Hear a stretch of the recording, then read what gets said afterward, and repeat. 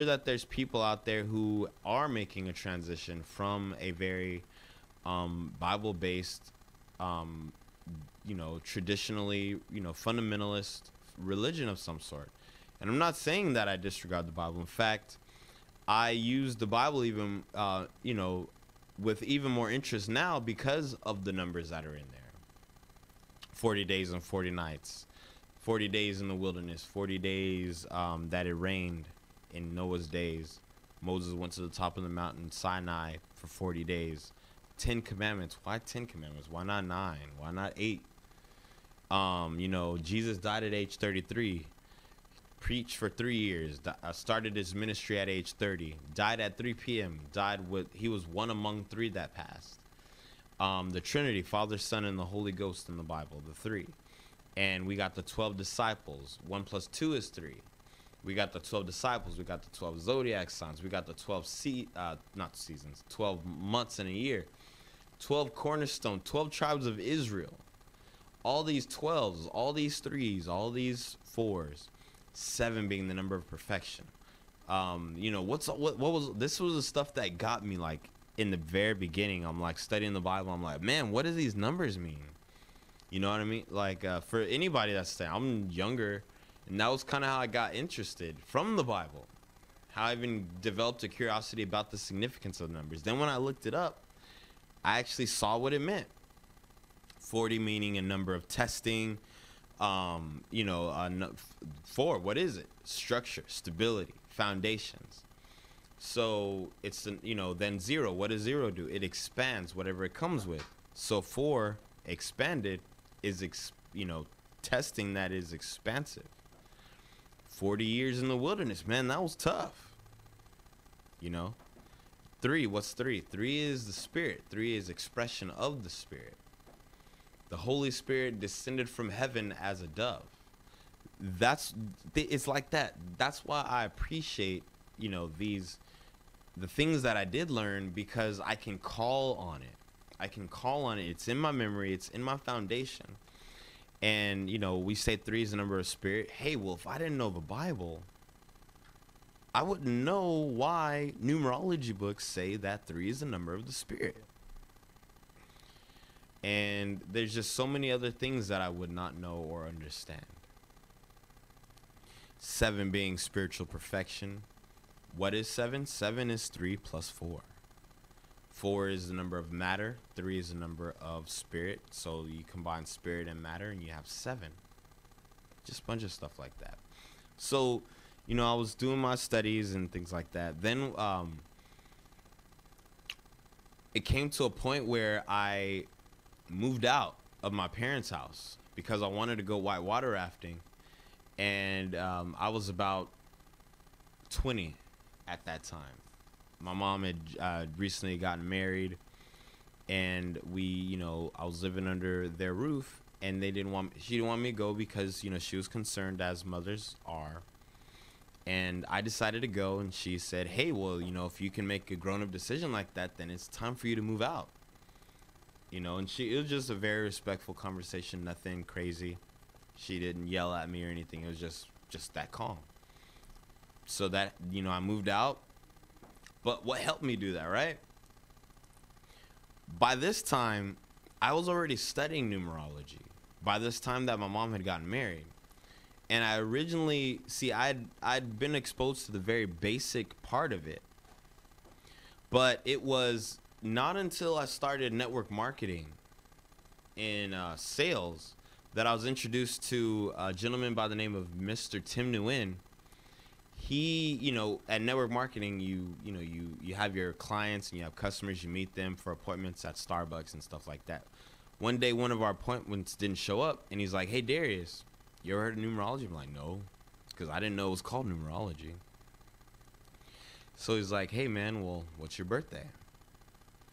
And I remember that exact Starbucks. It's the Starbucks over on next to Popeyes in Stockton. The Starbucks on March Lane was the one where I was at when I first discovered numerology. Sitting right outside in the patio. That is where I found out. That is where he told me about numerology and what it is. And, you know, then he showed it to me. I was blown away by its accuracy. Still went over my head because I wasn't the guy to really mess with numbers so much, other than the curiosity as to what they mean. I didn't think numbers really had any practical value other than counting money. But he showed me another side of numbers that piqued my curiosity.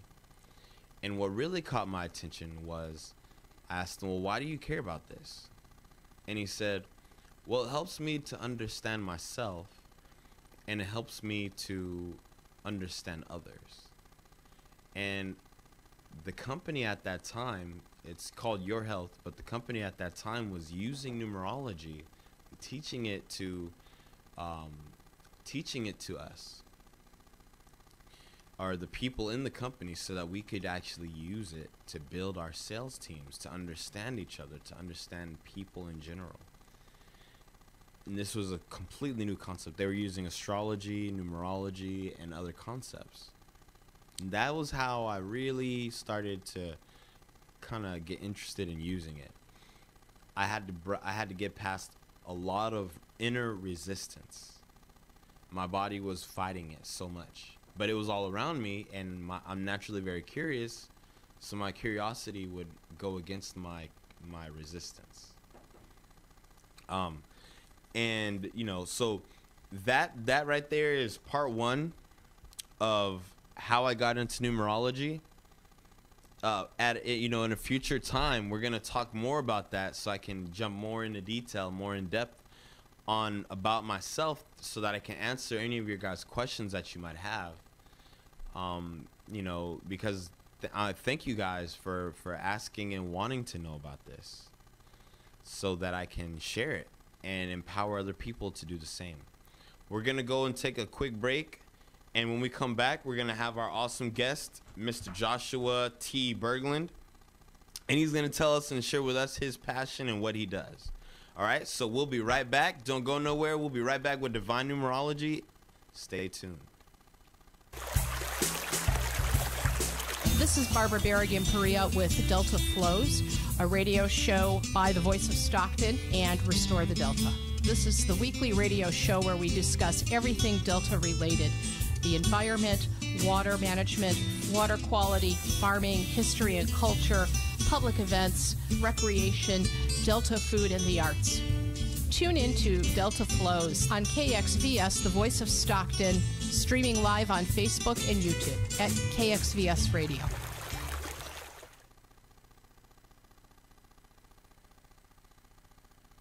Attention, Stockton. Are you experiencing a transition in business, relationships, health, or your life purpose? I'm Darius Oliver, and I help people to look within and find clarity and direction in their constantly changing lives. Tune in and listen with me as I go deep into your patterns and personal cycles through divine numerology. Any life transition you're experiencing can be illuminated by an in-depth analysis of your chart. For the first time in Stockton, you now have access to a professional numerologist here to help you light your own way. I'm in the booth to help you find your own truth. Tune in to Divine Numerology every Friday at 3 p.m. on The Voice of Stockton.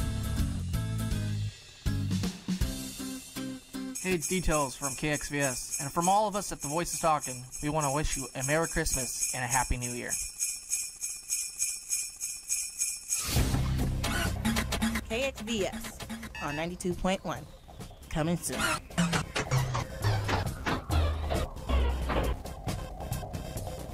Did you know one gas lawnmower emits about the equivalent of 40 late model cars? From the Valley Air District, this is your Healthy Air Living Report. Electric mowers are easier to use, lighter, and quieter than gas mowers, with no spills and no emissions. And they work just as well on an average size lawn. Now it's easier than ever to replace your old gas mower with an electric model and get as much as $250 off with Clean Green Yard Machines, the lawnmower trade-in program from the Valley Air District. Just visit the grants section of valleyair.org for program details, an application, and a list of all the participating scrap metal dealers in the San Joaquin Valley where you can turn in your old polluting gas mower. Once you've purchased one of the many eligible electric mowers, send in your receipt, application, and verification that you retired your old gas burner, sit back, and wait for your money. That's valleyair.org. Clean green yard machines. This has been your Healthy Air Living Report from the Valley Air District. KXVS on 92.1. Coming soon.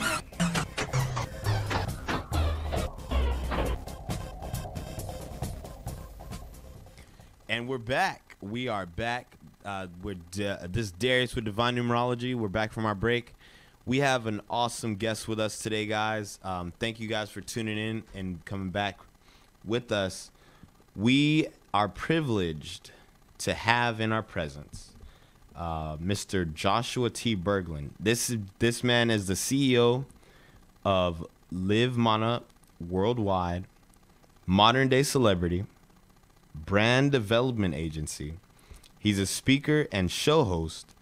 However, his real passion in life is all about helping other people to discover their vision and helping them to maximize their God-given abilities. So without further ado, I want to say thank you, Josh, for being on with us, and welcome to the show. I'm doing awesome, man. This is exciting. Been really looking forward to this. It's you know, just everything that's in the works right now, all the moving parts, and you know, you have we spoke. We just, for those of you who don't know, we met over the weekend, this past weekend in San Diego, and Josh just has this story. He has an incredible story that I believe it inspires people. It helps people to see, look at their life from a bird's eye perspective. And the way that this man is using his platform to assist other people, is really awesome. So, we have him with us right now. I want to ask you, Josh, how'd you get started in this? In what? What I'm doing now? Yes. How did you get started in doing what you're doing now? Oh, what an adventure. It's funny. I could have done this. I could have gotten involved in all this a lot sooner, but I chose to run away from God's purpose for my life. I did everything society told me to do or tried to do, and I was unhappy, and of course living multiple lives that I should have never have been living, because at the core I've always wanted to help people. I've always had a soft spot in my heart for people who could not help themselves. I worked in complex rehab medical equipment. What that is, I did that for 18 years before I got involved into what I'm doing now. But it's people with complex disabilities, so spinal cord injuries, muscular dystrophy, ALS. I was in that business for 18 years and passionately fought on behalf of disabled people to make sure that they had access to the proper equipment that they needed. I was very passionate, very good, and very tenacious about doing that because I've always fought for people.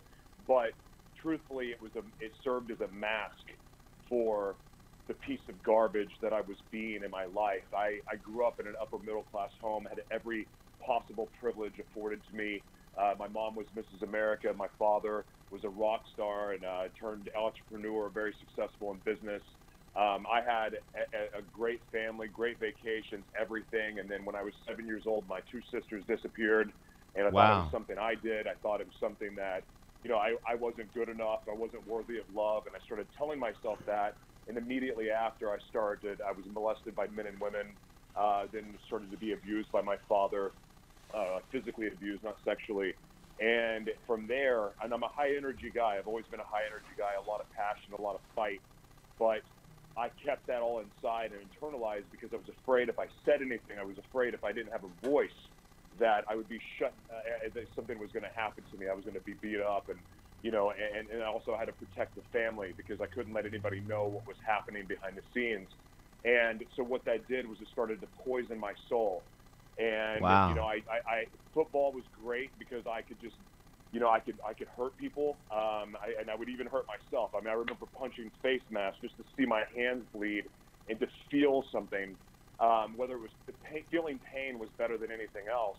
But when I got out of football, I didn't really have an outlet. The golf course wasn't real great because hitting people with golf balls is not accepted, and breaking golf clubs gets you thrown off the course. So Yeah. I didn't really have an outlet, and alcohol, I tried to do it, but it just fueled the nightmares and the craziness in my head. And then it wasn't really until I discovered drugs and started using drugs real heavily that it quietened those nightmares, and all of a sudden made those nightmares become a fantasy and become something like, ooh, this is what I need in my life, and this is what I need to do. And so I went heavier and heavier into drugs. I destroyed 2 marriages. I lost my children. I mean, I have twins that I have not seen since they were 2 years old. They are 12 now. I have a daughter now that's 17. We have rekindled our relationship by the grace of God. But I threw all of that away. I destroyed 2 marriages. I destroyed every relationship I was in, from living double lives, being a liar. I was homeless.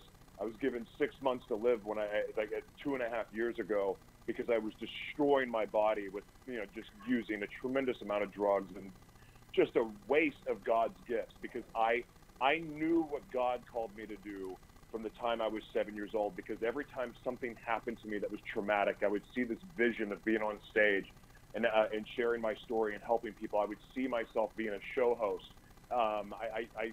And this is what I wanted to do, but I always went into sales. Okay. I was just living a life that my parents thought I should live. Like, hey, Yeah. we're all entrepreneurs. You be in sales too. The truth is, I freaking hate sales. I hate sales. I love providing the service. I don't want to trick anybody into buying anything. I don't want to use a clever click funnel to get somebody to buy. I don't want to play on people's instincts. I want to provide information and provide value. And if you love something I have, I want to provide that for you if you need it. So I've just, anyway, I kind of went all over the place, but it has been a crazy, wild ride to get me to where I'm at now, and truly being able to utilize the gifts that God gave me for the benefit of other people. Because our gifts, when we use our gifts for ourselves, we become like Hitler, we become Stalin, we become an evil person is what I believe. But when God gives you those gifts, they're born into you. They are meant for the benefit of other people. And I'm so blessed to be able to do that and use those gifts now for the right thing instead of the wrong thing. Wow. Thank you for sharing that with us. Thank you for opening up and just being straight vulnerable. You know what I mean? Just laying your heart out. You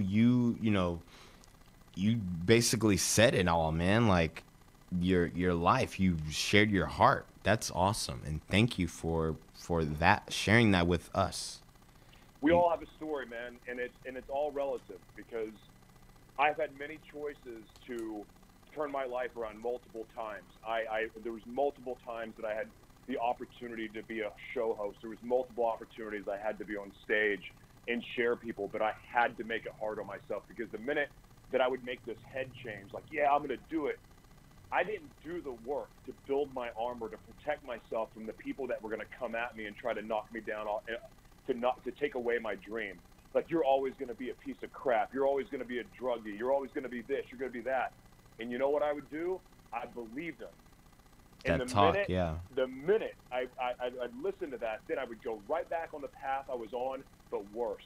And every time it got worse. I didn't do the work. In my 6th time in jail, the second day of 5 days in isolation, the second day I was looking at 5 years. I thought I was going to be there for 5 freaking years. And I'm sitting there going, what in the hell? What did I do with my life? How did I get here? This is insane. I've had all of these gifts, and I've just wasted it.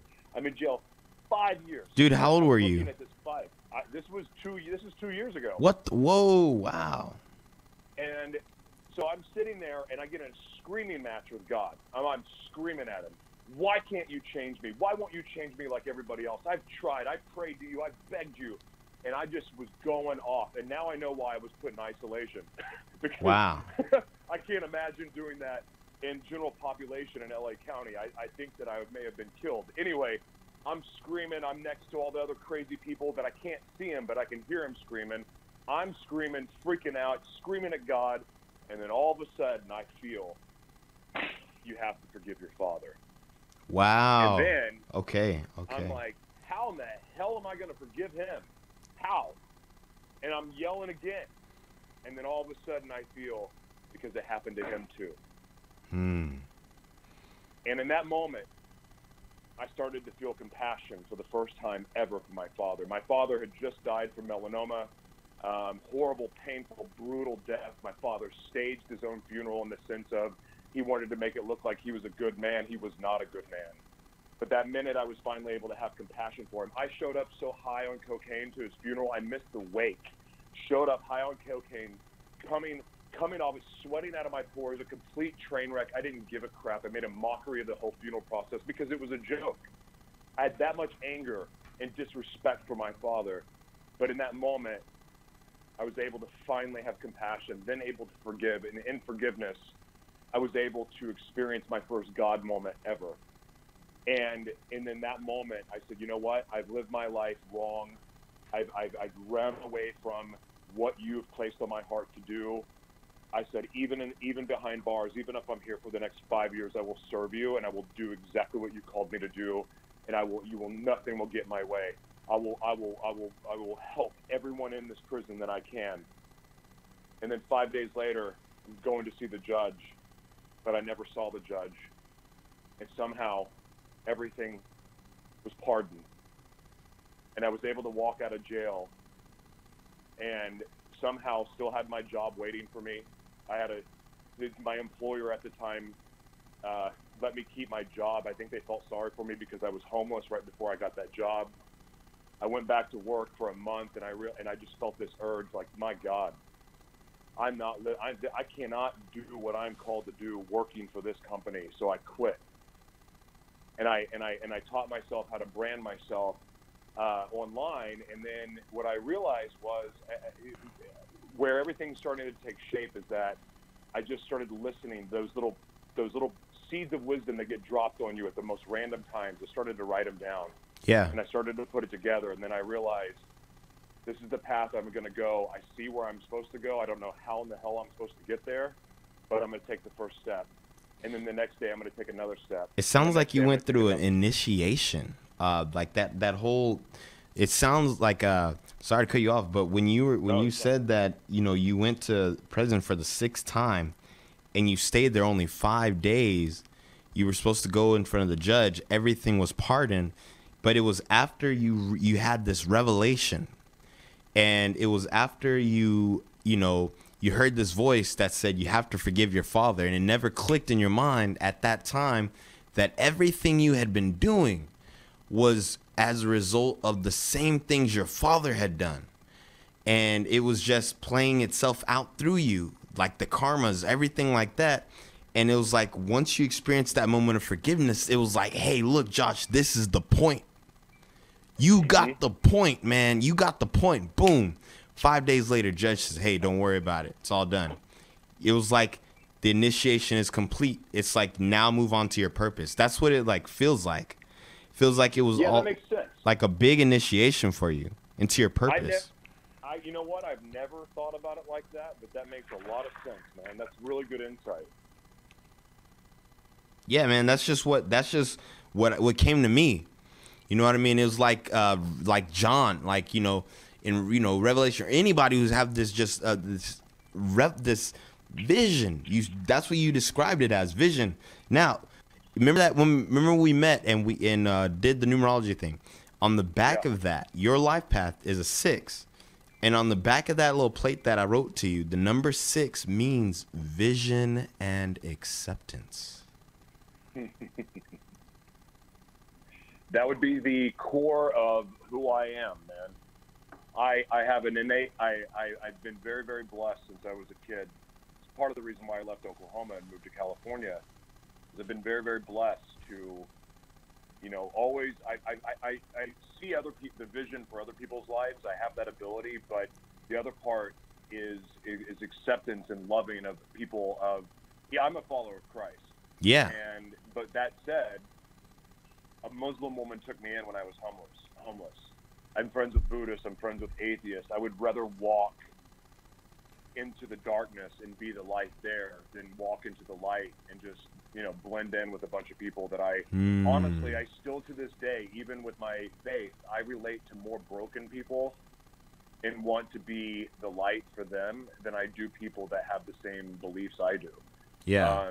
I like to go into dangerous situations and be that light because I have an understanding and compassion. I remember sitting and talking when I was we got put into a holding tank in LA County when I was supposed to go see the judge, and I talked to a gang member that had just broke his parole, and he had, you know, murdered some people, and the other guy was coming off of a 5-day meth binge, and I remember just feeling complete peace being next to them, and where normally people would be scared, and yet if I go to a Bible study and I'm around other followers or Christians or whatever they call themselves, I feel lost and I feel judged and I feel shame, and it's really weird to me, man. But I've just always said that God has blessed me with this ability to have a very accepting heart and even a forgiving heart, a very forgiving heart. And then, of course, being blessed with the gift to see the vision, see the purpose in other people, like what God put on them. Now, the downside to that, of course, is that not everybody sees their own purpose. And so I really, really enjoy helping guide people through that. I don't tell them, you cannot tell people what their purpose is, but you can help them see it. And it's the most beautiful thing in the world. I like that quote. Somebody, Would you repeat that? Would you repeat that for everyone? That I don't know what I said. You said, I can't can't tell people what their purpose is, but I can guide them to it. Is that something along those lines? It's not my job to tell them, even though I know what it is. But I really do appreciate and love the process of helping them, guide them to it so they discover it for themselves. Because that moment when you see the light up behind their eyes, when their eyes start sparkling, you just know that that's joy. And making somebody feel the same joy that I am blessed to feel day in, day out is the most orgasmic thing I've ever experienced in my life. It's heaven to me. It's what life is about for me. And I just had this experience with my girlfriend who is to allow me, and I'm beyond grateful for this, but to allow me to go chase my dreams and go pursue my purpose. She worked a job she freaking hated and was miserable and had to commute for hours, and it was just terrible. But her doing that allowed me to go pursue and do what I'm doing. And just this week, she had the opportunity. Actually, she quit her job officially today.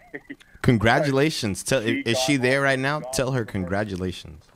She's actually in the other room reading right now, getting prepared for a project that we're going to be working on together. Which Awesome. Is super exciting. So anyway, I just love it is watching someone discover their purpose and get to go chase what God called them to do is the coolest thing in the world. Definitely. It reminds me of what you're saying reminds me of The Alchemist. You need to read that book. I you know what, so many people have been telling me to read that book. I got tired. I'm like, man, people keep telling me to read this book, so I'm just gonna read it. So I just read it. And everything that you're describing, dude, everything, your whole story, when you read that book, there's this phrase that you want to pay attention to. And I'm saying this to all our listeners today. It's the personal journey. Not personal journey. Let's see. It's the personal legend, you see. You, by your actions, by you doing the things that you've done that you've never done before, that you are making an impact on these people's lives, you are fulfilling your personal legend. And Amen. Everything that you just said, you basically described it. And when you actually look at that book, you'll see why it's listed on like just why so many people love that book. But please continue. We got about 3 more minutes left, and then our show's done. But you do a lot of things. You help so many people. How can they reach? How can they find you? How can people find your show? Well, actually, you can go to I made the decision to do my personal. I do a show called Morning Gratitude with the Mayor. The Mayor is my nickname. But I do a show on Facebook called Morning Gratitude with the Mayor. I do it every morning. It's on my personal Facebook page. You can look up Joshua Bergland, Berglan. It also says the Mayor next to it. Awesome. We have great guests on. I have celebrities on. I have entrepreneurs. I have people, but I have very successful people on the show. I have people that are on their own journey. But the point of the show is to, one, of course, express gratitude. But more than that, it's about showing the passion and purpose behind the brand, and allows people that come on the show. It allows people to go, oh, this is amazing. So the people generally end up falling in love with my guests because they're not up there talking about how accomplished they are. They're there talking about the why they do what they do. They showing that they've struggled too. It's just showing it all. It's like very, very revealing, but at the same time, it's uplifting and inspires other people to do great things. And I'm just blessed. So you guys can check me out on Facebook. Live Mana Worldwide is my website, LIVEMANA worldwide.com. And I'm pretty easy to find, and I love talking to people. I'm all about service. I make my own schedule, so I'm easy to reach. I am driven to help people succeed and reach their God-given destiny, man. That's what it's all about for me. Thank you so much, Joshua, for being on the show with us today, for your pleasure, time and sharing with us your testimony, because for a fact, I know that there's somebody listening on the phone right now on the radio, Facebook, YouTube, maybe not today, but 5 years from now, 2-3 months from now, that is going through the same thing you're going through right now, that will be able to relate to something that you said, that will help them in something that they're dealing with. Thank you for hope so. Yes, thank you for sharing that. And if you guys want to reach Josh, it's livemanaworldwide.com, and you can catch his show Morning Gratitude with the Mayor on Facebook. And if you want to follow Joshua, go to type in Joshua Bergland on Facebook, and just make sure you tune into that, because pretty soon yours truly, you can look forward to yours truly being on that show, talking about some of the things, a little bit more about my journey that I'm on and how it relates, and how I'm just, we're just some moving parts as a part of a bigger vehicle, something that's much larger than us, and it's about helping the collective. And so keep that in mind, guys. Make sure you follow Josh. Awesome guy. Thanks for being on the show again. Everybody, thank you for tuning in to Darius, Divine Numerology. You have an awesome weekend. Stay safe. Have a Merry Christmas, Happy New Year, and peace. Please turn off your engine. From the San Joaquin Valley Air District, this is your